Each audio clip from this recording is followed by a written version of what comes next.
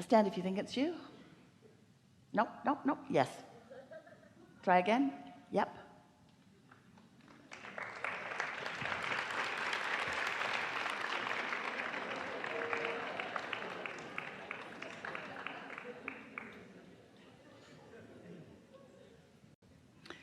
Evidence of alignment or trying too hard?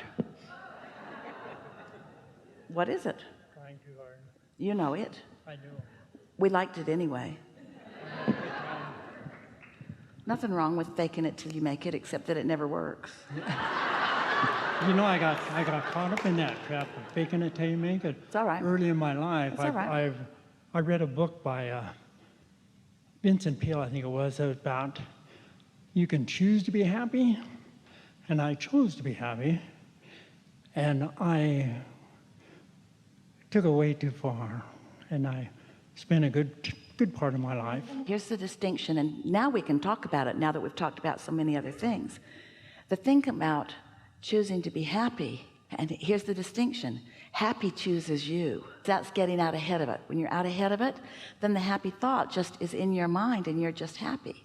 But if you're not happy and you're trying to choose the happy thought, it's harder to do. Can you feel the distinction? Be as happy as you can be and let that be enough, and then be as happy as you can be and let that be enough. And you know, your inner being loves every bit of whatever you are.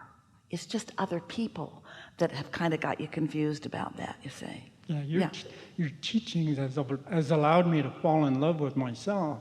I didn't used to like myself too much. And these days I love myself. Yeah, well, with good reason. With good reason. So that's what you've come to give us. What more do you want here? I could use a little help with the practicability. My wife and myself, as a matter of fact, she's brought me to you first many years ago. She was one of my better friends, and I was a pretty unpleasant man back then. And remember, she brought you and said, "Fix him, please." No, yeah. Yeah. But she brought me to one your seminars was my introduction to you, and it turned out to be a disaster, but it was probably one of the best disasters of my life. And I felt like I'd lost this best friend, and I was really scared. And but it turned out really well. It turned out really well. And so from where you stand now, what clarification are you reaching for? We've been considering changing homes. We've paid for ours, and we're going to sell it and move more out of the city. We're both retired. We want to get away from the hustle and bustle in the city, and we want to move up a little farther north. So just now, you did some daydreaming that's helpful and some daydreaming that isn't. Yeah. Esther's begun calling it, am I daydreaming or nightmaring? Because sometimes she'll find herself on a train of thought and it gets a little bigger, and suddenly she'll think to herself, what in the world am I doing? And so when you're thinking about what you want, that's helpful. When you're trying to get out of the hustle and bustle of the city, that's not so helpful because it contradicts the vibration. Yeah? Yeah, that's right. So here's our question to you, and you really help us wrap this all up into a way that can be very helpful for everyone else. So do you think that you are willing, capable? Do you think you're at the place where you could do this, where you could just let the ideas come to you, dream it, and hold off on trying to make anything happen or take any action? Do you think you could do that? I believe we could.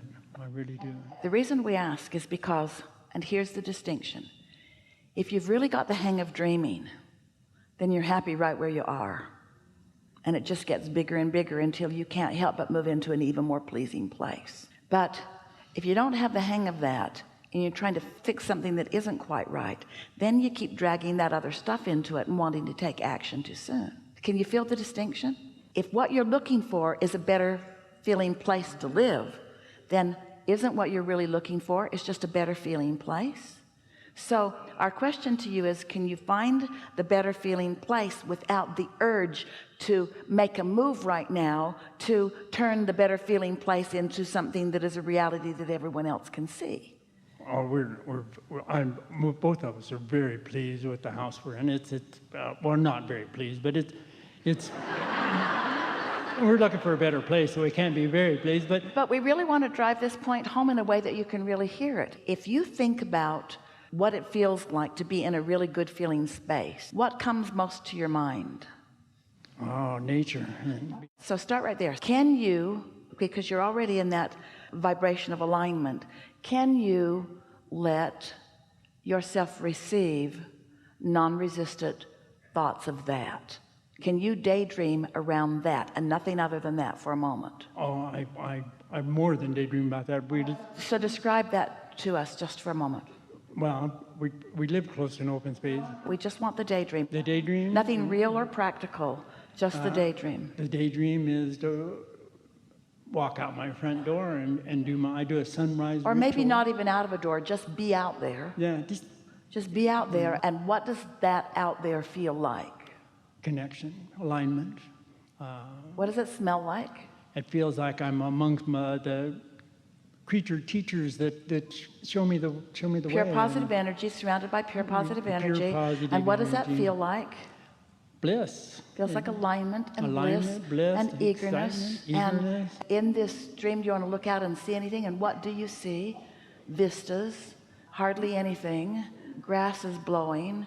Maybe a critter over there and a critter over there. Lots of critters. And so as you just stay with that for a little bit, as you let that vision just bliss you out and not try to turn it into anything productive, but just enjoy the feeling of that, now you are out ahead of that. Now you own that vibration, and that vibration will lead to another thought of non-resistance and another thought of non-resistance and another thought of non-resistance. So you might do that every day for a while until in that non-resistant state something is offered to you that just feels familiar like that feels. Your practical mind isn't saying where actually is it, or how many square feet is it, or how many vehicles can I park there, or how long does it take to get there, or where are the roads and are the roads open, or how much does it cost, because all of that is irrelevant, because under that blissed out state nothing would come to you that goes crosswise in any way from what's in your vortex or what is a probability. Do you follow this? If you can trust that the easiest thought, which was the one of nature and really nothing else, if you can trust that that thought is enough because of the vibration that it produces within you, and so you are out ahead of it with your vibration, that out ahead of it vibration will bring all of the other details and you will recognize them when you see them. Can you hear that? But if you try to find them before they just come to you, if you try to find them from the place of not knowing where they are, then you get crossways of it, and then it gets hard again, and then it slows everything down. Following? You sound just like my wife. So there lies the problem. Is let's not nightmare. Even if it's for fun, let's not even do it a little bit, not even for fun. Yeah, it's not a problem. But my question is about the It's about practicability. It's like we just led you on the most impractical journey that will bring you everything that you want. yeah. The most impractical journey that will bring you everything that you want. Okay. And when you become like Esther and want to make it practical, that's when you start mucking it up, and then you got to get over that again. So we're just asking you, which is easier, to find a problem and fix it, or to start in a place of no problem? Which is easier? And do you believe that you can start in a place of no problem? You really can. You really can. Your vortex is so magnificent, and your inner being and all of us are all over it, and we've seen it and experienced it, and we know it, but you can't know what we know completely, because we've been non-resistant for so long that we can see the exact precise path of least resistance that you will follow. But if we told you even a little bit of it, you'd get off on a wild goose chase.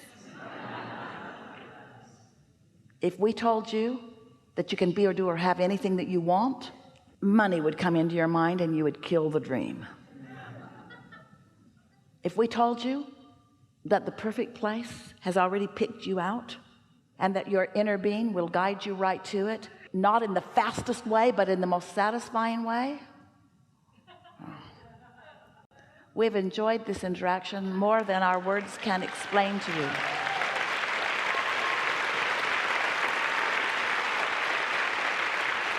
We are eager about what lies before you, but not because the manifestation is so important, but because the dream about it will be so satisfying along the way.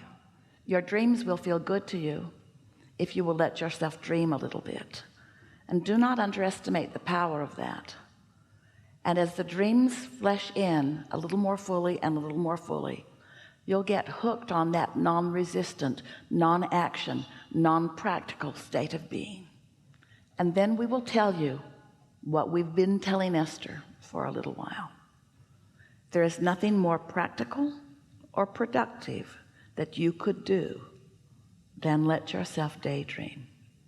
It is the most productive and practical use of your time. Put yourself into a place where it's easy to do. Go to places where you feel the best.